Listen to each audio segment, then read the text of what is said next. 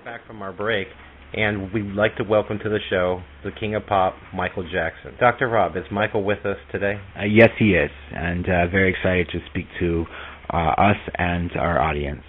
I'd like to ask him, what does he think about the trial with Dr. Murphy, his previous physician? Well, what I'm hearing from him about Dr. Murray is that he is feeling very justified on the other side, and I really feel like what I'm seeing here is that he's very happy that justice is going to be brought to this case. One of the things that he mentioned to me just now was that with Dr. Murray, he's not the only one who is guilty of this crime that caused him to go to the other side.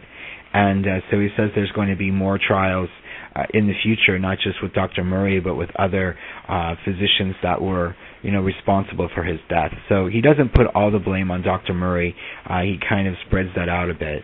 Okay, so was Dr. Murray really responsible for his death? Well, he says that he knew what he was doing as far as administering the drugs to him, and he does say that with Dr. Murray, he was not attending to him. But Michael says that he also holds responsibility in his death, and so I think that's something that we haven't quite heard before from Michael.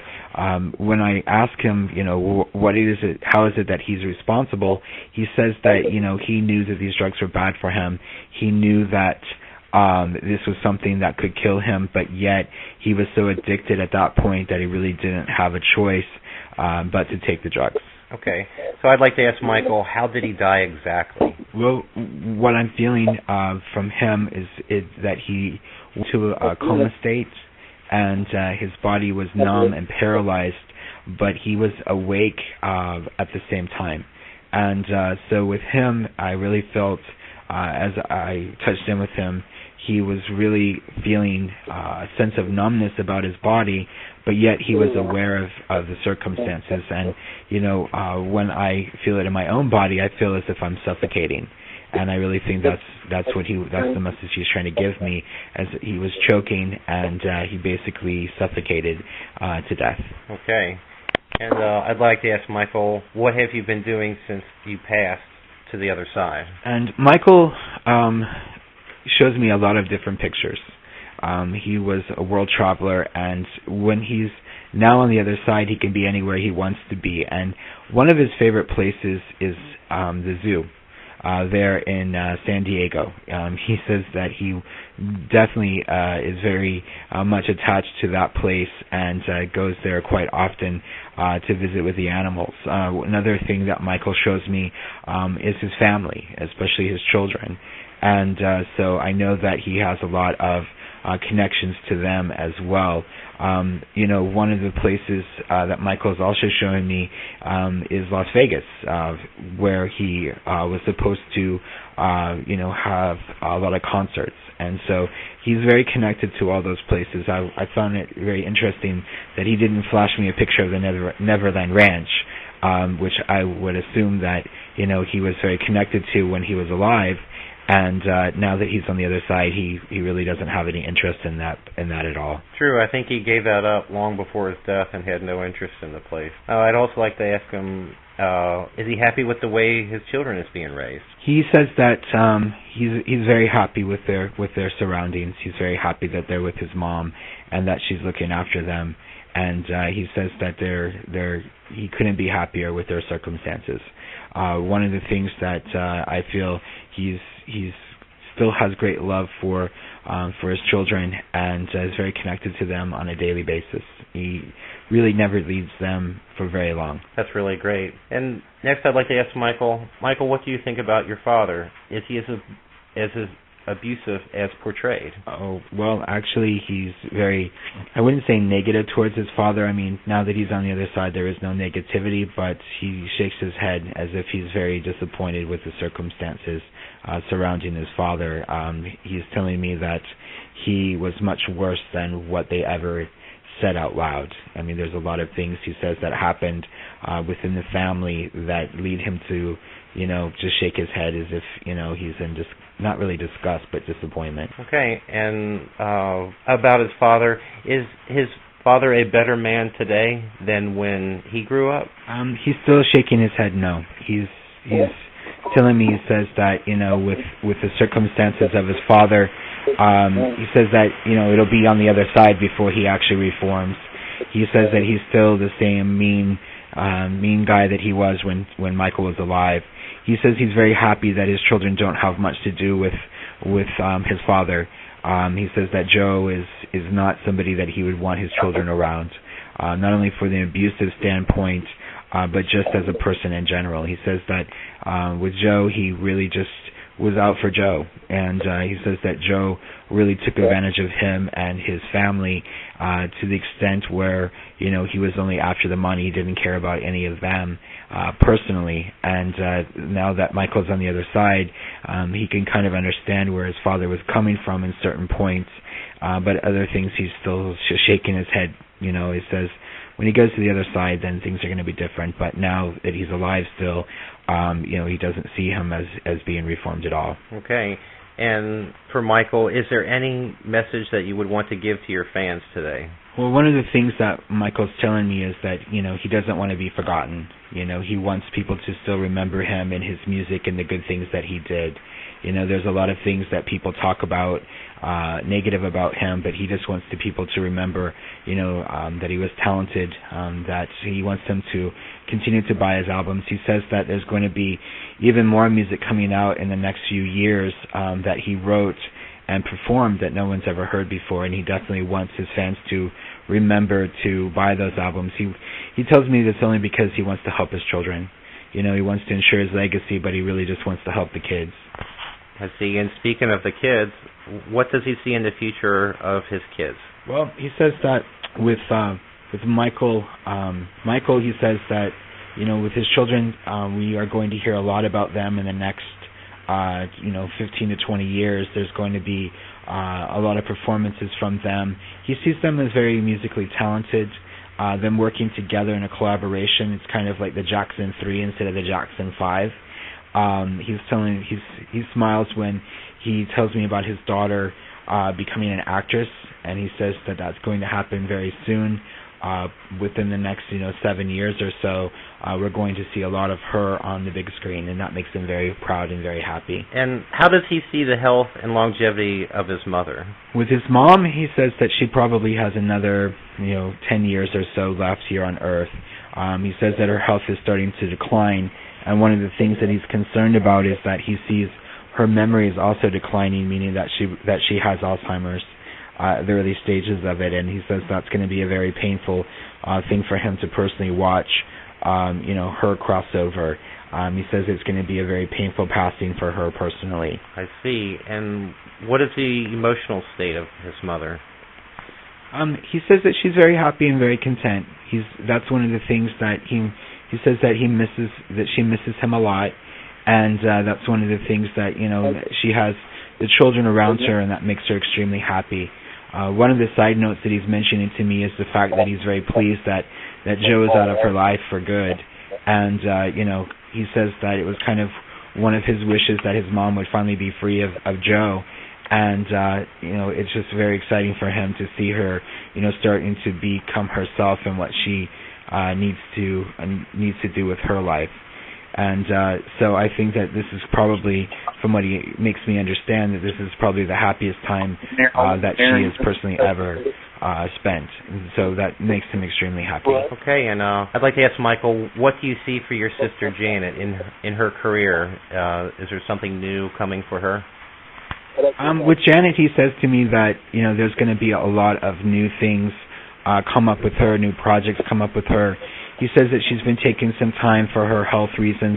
He says that she's been suffering from some mental health issues over the years, and this is something that is worried him when he looks down at her. But he says that, in the next 2 years she's going to go back out on tour, which is going to be very good for her personally. I'd like to ask Michael if he has any messages for other family members. He says that he's very close with Tito and with LaToya. And he says that both of them, he just wants them to know how much he still thinks about them and how much he loves them. And he says that with LaToya is going to have a new relationship starting next year. that he's very excited about for her. He says that she's a lost soul, and that she's going to finally find happiness. With Tito, he also sees a lot of good things coming for Tito, new resurgence in his writing, and he says that's one of the things that he hopes that Tito definitely focuses on in the future. So I believe that's really the only thing he has to say. I asked him about the others, and he really didn't have anything to say about them. Okay, now we're going to take a break, and when we come back, more with Michael Jackson, King of Pop. Okay, we're back from our break, and we're talking with Michael Jackson, the King of Pop. I'd like to ask Michael, Liz Taylor has passed recently. Are you in contact with her? Actually, Michael has now brought Elizabeth Taylor forward, and they're now holding hands as if they were, the best of friends that they were here in this life. One of the things that Michael said to me was that he was actually with Elizabeth Taylor holding her hand as she was crossing into the spiritual realm, so he was one of the ones who actually was there to greet her as she was crossing forward. I'd like to ask Liz if her passing was peaceful then with Michael Jackson near. Elizabeth says to me that she had a very painful passing, but she was kept under medication, so that was something that really helped her to overcome that passing. But with Michael there and several of her family members and close friends from the entertainment world were also with her in the room, and she was aware of their presence for at least a couple of months before her passing, so it did give her peace to know that she was going to a good place. With Liz, one of the things that she was always battling with was her addiction to the pain medication, and she said that up until the very end of her life, the last couple of weeks, she refused any kind of medication at all. And so that was something that she was avoiding so that she did not go back into the addiction that she suffered from as a younger person. I see, and I'd like to ask Liz, are you happy with the way your estate was handled? She says that she's extremely happy. She sees that, the money that she earned over her lifetime is actually going to go for good causes. She says that, there's going to be millions and millions and millions of people that are going to be helped by her fame, and that makes her very happy. One of the things with Elizabeth that she tells me is that she is, very concerned for her causes, but also for just people in general. She had a lot of love for many different people from various backgrounds, and she sees that, this is going to continue on. One of the things that I see around her are the diamonds, and it reminds me of her fragrance, White Diamond, which is going to be going directly to AIDS research. And so she's kind of given me the impression this is something that she wants people to continue to buy. Even though she's not alive anymore, some of these things that she's created are going to live into, generations upon generations. And so that makes her very happy. Wow. So we do know the bulk of her estate went to AIDS research. I'd like to ask Liz, when will there be a cure for AIDS? She tells me that in 2018, they're actually going to come out with the vaccination that is necessary to take care of the AIDS virus. She says that most people don't understand it and think there's only one virus, but she says there's a lot of different mutations from the original virus, and now there's going to be several different vaccinations that are going to be necessary. But she says that by 2020, AIDS will probably, she says, will be wiped off of the face of the earth, and that makes her extremely happy. She has a lot of friends on the other side who suffered from AIDS, and she's with them now, and so it's kind of almost like a rock concert with all the people that she's helped, and that just makes her extremely happy. That's exciting. That's some positive news. Next, I'd like to ask Liz, now that you've been reunited with 6 of your 7 husbands, how is that going for you? She's laughing now as you ask that question. She says that everyone is all good friends. I kind of personally asked her myself just now. I said, which one are you married to? And she says none of them. So, it's kind of funny for her to be reunited. She didn't always have the best relationship, she said, when she was alive, but now that she's on the other side, there are no hard feelings. Everyone are just, great friends. It's almost as if they're having a weekly barbecue and everybody gets together, and she seems to be the center of attention, which makes her extremely happy as well. That's pretty nice. And I'd like to ask Liz, are you in contact with Rock Hudson, a good friend of yours? She says that her and Rock do hang out. She says they have a lot in common with the AIDS being their common thread. You know, one of the things that she and he were working on together was the AIDS Foundation. One of the reasons why she started the foundation was for her friend Rock Hudson. So it kind of gave her a wake-up call as to, you know, what exactly was going wrong. I mean, with Elizabeth Taylor, she was one of the forefront people who actually went to visit people in the hospital who had AIDS. You know, a lot of people back in the 80s didn't understand it. Even our president at the time, President Reagan, never mentioned it until 2 years before he left office, and we know that he was in office for 8 years. And so she was, you know, definitely someone who was a saint, patron saint, if you want to call it that, to those that were sick and those that needed her help. And now that she's on the other side, she continues to help people in that way and visiting them and offering them healings and spiritual healings as well as physical healings. And so I think we'll hear a lot more stories in the future about Elizabeth Taylor and some of the sightings and some of the other things that she's involved with. And so I'm excited personally to have the privilege of actually speaking to her. I've been a fan of her since I was a little kid. I liked a lot of her movies and her stories about her ex-husbands and, you know, all the things that went along with her life were what old Hollywood was about. And so it's a pleasure for me to actually get to speak to her, and also to Michael Jackson, who I have spoken to on numerous occasions over the years since he's passed. One of the side stories to Michael Jackson's passing is that you and I were in California at the time of his passing, and we were actually outside of his house about, I think, 3 or 4 days before he passed. And we were observing, you know, the paparazzi and the fans. And and it was very shocking, even though I had made the prediction 11 months before his passing that he was going to pass within that time frame. You know, I remember I was riding, you know, a bus and down to Venice Beach from our house, because it's easier than driving in the traffic. And the bus driver was actually singing Michael Jackson songs on the bus, and she said, "Michael Jackson just died." And I was like, "Really? Oh my gosh, I can't believe it." And I was still in shock until, you know, I came back to the apartment and told you about it. And it was devastating for all of us, for sure. It was very shocking. It was a definite surprise. You know, I guess a little bit of denial, like, no, this can't be true. It was a real surprise.